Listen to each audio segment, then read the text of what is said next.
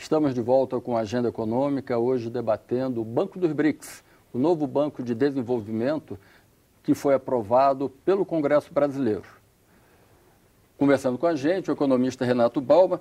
Doutor Renato Balma, até agora só 3 países, Brasil, Rússia e Índia, fizeram todos os trâmites formais e aprovaram internamente a criação do banco e do fundo anticrise. Essa demora de China e África do Sul, curiosamente, a China que vai ser a sede do banco e a África do Sul que vai ter o escritório de governança, a gente pode atribuir a quê? Problemas políticos, problemas de uma falta de apostar nesse mecanismo? Um banco como esse, ele tem que ser aprovado pelos parlamentos dos todos os países participantes, no caso dos 5 países, né? As estimativas, todas as estimativas que eu conheço, eram no sentido de que os outros 4 vão aprovar muito rapidamente, o Congresso brasileiro vai ser o que vai demorar mais. E não foi isso, né? Não foi isso que aconteceu, muito provavelmente porque houve uma feliz coincidência de a presidência pro tempore dos BRICS, que é na Rússia, caracterizar como uma das particularidades da sua presidência promover a reunião de parlamentares. Então, cada um que levar de brinde muito do provavelmente país contribuiu para acelerar o processo decisório. É uma boa notícia e eu, pessoalmente, tive a oportunidade de anunciar isso lá, a aprovação pela Câmara dos Deputados, na abertura do Fórum Acadêmico. No caso da China, a relação com o Congresso a gente conhece. Isso é uma decisão centralizada, né? No caso da África do Sul, eu ficaria surpreso se houvesse algum atraso, porque é um dos países que mais tem demandado a urgência, dada a carência de todo o continente africano, né, com relação a investimentos de infraestrutura, e foi aquinhoado com um escritório, não de governança, mas um escritório regional do Banco dos BRICS. É o único escritório fora da sede em Xangai, vai ser na África do Sul, né? Então, eu imagino esse atraso, entre aspas, se deve provavelmente apenas a procedimentos internos. Isso deve ser aprovado nos 2 países muito rapidamente. Ficaria surpreso se houvesse algum atraso realmente significativo. Vamos ver, então, o que pensam os senadores brasileiros que votaram recentemente a aprovação desse acordo internacional que foi firmado em Fortaleza no ano passado. Ele é composto pelos BRICS, mas outros países pertencentes à Organização das Nações Unidas podem participar também. Mas os BRICS vão ter 55% do capital votante. Portanto, os BRICS terão controle sobre esses recursos. A partir de poupanças, certamente da China, talvez da Rússia, que agora está em má situação, da Índia, da África do Sul, e seguramente sem poupança do Brasil, que não tem poupança nenhuma. O mais importante nisso é o Brasil estar neste processo da globalização e participando desse grupo dos BRICS, mas de uma forma protagônica, sendo atuante, não aceitando o papel de uma coadjuvância que não está no seu tamanho, no seu porte. Bem, doutor Renato Balma, o nosso senador Agripino Maia colocou que o Brasil não tem poupança. De fato, quando o acordo foi pensado, idealizado, o Brasil acumulava 320 bilhões de dólares de saldo do comércio exterior, de saldo de caixa. E hoje o Brasil tem caixa para honrar a sua parte? Que eu saiba, os 300 não desapareceram. Eles continuam lá no Banco Central. Como eu lhe falei, isso não significa, o fato de você aportar, você se comprometer com X milhões de dólares no Banco dos BRICS não significa que você vai ter que desembolsar isso. É um limite em que você garante apoio à operação do banco. E o banco, com aquela carta de crédito, ele vai ao mercado e capta os recursos. Então não há um desembolso efetivo. Claro que todo esse processo, todo mundo está de olho nos 4 trilhões de dólares de reserva da China. E esse, inclusive, é um desafio potencial para os BRICS, o risco de que os BRICS se convertam em China mais 4. Né? Até aqui, felizmente, se tem conseguido administrar esse processo, o processo decisório é compartido e tudo mais. Mas não se esqueça que, ao mesmo tempo, quase ao mesmo tempo da criação do Banco dos BRICS, a China criou o Banco Asiático de Investimento de Infraestrutura para investimentos na região asiática. Isso é bom, isso é mal? Acho que isso é muito bom, porque soma, é mais uma fonte de recursos para investimentos tão necessários em infraestrutura, uma vez que as estimativas que existem de um excesso de demanda de recursos para investimento de infraestrutura no planeta é da ordem de alguns trilhões de dólares. E não há nada existente hoje que possa cobrir isso. O Banco Mundial, que é a principal fonte de recursos, está no teto da sua capacidade de operação. E não se imagina que a curto prazo os principais sócios do Banco Mundial, Estados Unidos e União Europeia, venham a aportar recursos significativos. Então, se isso é assim, há um descasamento entre um excesso de demanda, disponibilidade de recursos e bancos que venham a ser criados com esse propósito são muito bem-vindos. O senhor falou do papel da China hoje no cenário internacional. Em vários momentos há uma disputa entre Brasil e China, no comércio internacional, nas exportações, também na exportação de prestação de serviços, as empreiteiras brasileiras que estão no exterior.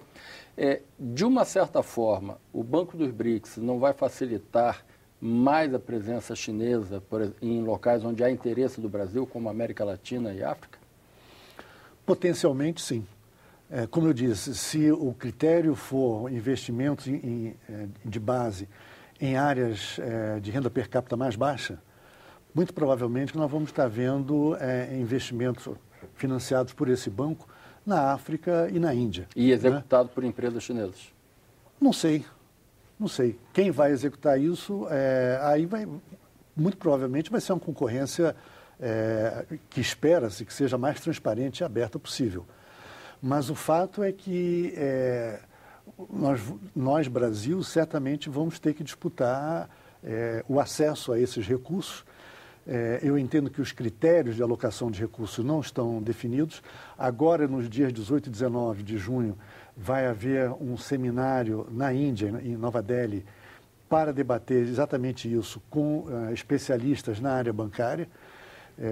Vão participar três colegas de cada um dos BRICS, né? 3 brasileiros irão participar lá. E eu acho que esse é um tema ainda em aberto. Qual vai ser o critério, como é que o banco vai operar, etc. O senhor falou em transparência. Hoje nós vivemos um questionamento sobre os financiamentos que o Brasil faz via BNDES a empreiteiras brasileiras que atuam no exterior.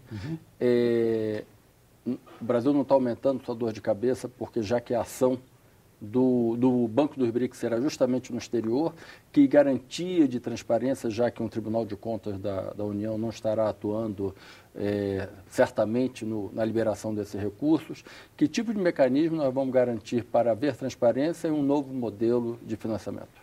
Eu acho que isso é parte da agenda que está sendo que eu imagino, espero, esteja sendo definida neste momento por parte do Banco Central e do Ministério da Fazenda.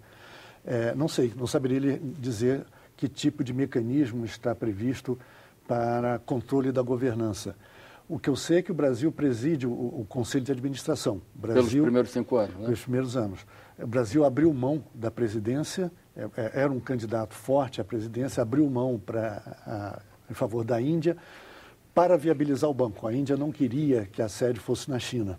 E na última hora, eu entendo que houve uma negociação, eu acho que uma ação diplomática muito exitosa, muito inteligente da parte brasileira, ao viabilizar o banco e deter a presidência do Conselho de Administração. Como vai ser isso? Não sei. A expectativa é de que esse banco possa começar a operar no próximo ano, uma vez que os 5 parlamentos tenham aprovado e uma vez que tenha se chegado a um acordo com relação a esses temas todos que a gente está mencionando aqui. Critérios de operação, critérios de governança, que se chama de accountability, prestação de contas, etc. tudo isso está em aberto. Não saberia dizer até que ponto essas negociações têm avançado. Oficialmente, o banco vai investir em infraestrutura, como o senhor colocou antes, mas há um pleito da Confederação Nacional das Indústrias de que ele financie também o comércio exterior. O senhor acha isso factível? Isso abre uma porta complicada, porque, veja bem, no vai colocar em choque os parceiros, e há uma demanda também da África do Sul de que os aspectos sociais sejam levados em consideração. Como está ainda em aberto, o choro é livre, já dizia Neném Prancha, né? No caso do comércio, especificamente, não nos esqueçamos que entre os BRICS está a China, que é superavitária com todo mundo, né? E, mais do que isso, no ano passado, as 5 chancelarias fizeram um trabalho de mapeamento dos produtos no comércio intragrupo, em que cada país tem vantagem comparativa, ou seja, supostamente é competitivo, mas que encontra barreira nos outros 4 países. Esse mapeamento foi feito, nós do IPEA contribuímos, no caso do Brasil, juntamente com o MIDIC.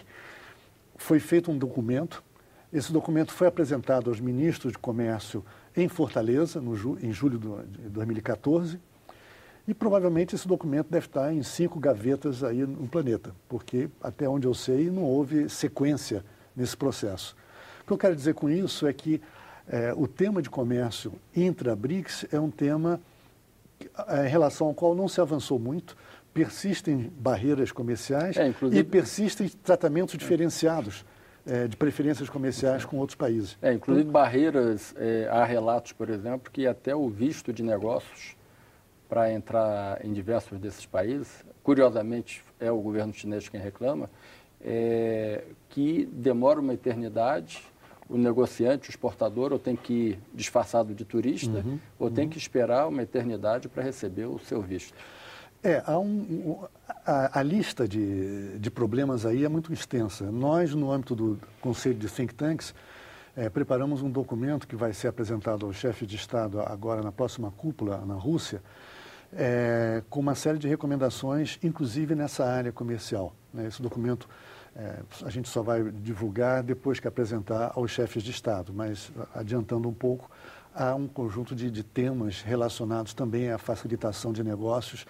Você não precisa necessariamente ter que levar isso ao OMC. Há um conjunto de iniciativas que podem e deveriam ser feitas no âmbito bilateral entre os 5 países. Rapidamente, as sanções que foram aplicadas contra a Rússia facilitaram o comércio com relação ao Brasil? Facilitaram de alguma forma. Entendo que o comércio de carne e alguns produtos que se substituíram os fornecedores europeus, mas, atenção, intensificou a relação Rússia-China, que é provavelmente das coisas mais importantes que estão acontecendo hoje no planeta, porque você tem uma interação do ponto de vista energético, a construção do gasoduto, e tem, se não uma interação, no mínimo um certo pacto de silêncio mútuo com relação a ações militares. E uma crítica muito forte de parte a parte em relação aos Estados Unidos da América. Aí há uma coisa muito sensível acontecendo internamente no âmbito dos BRICS. Bem, muito obrigado pela sua presença. Você acompanhou com a gente aqui no Agenda Econômica o debate sobre o novo Banco dos BRICS, que recebeu o economista diretor da área internacional do IPEA, Renato Bauman.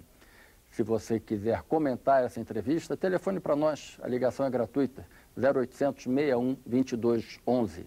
E se quiser rever esse programa, entre em nossa página na internet, www.senado.leg.br/tv.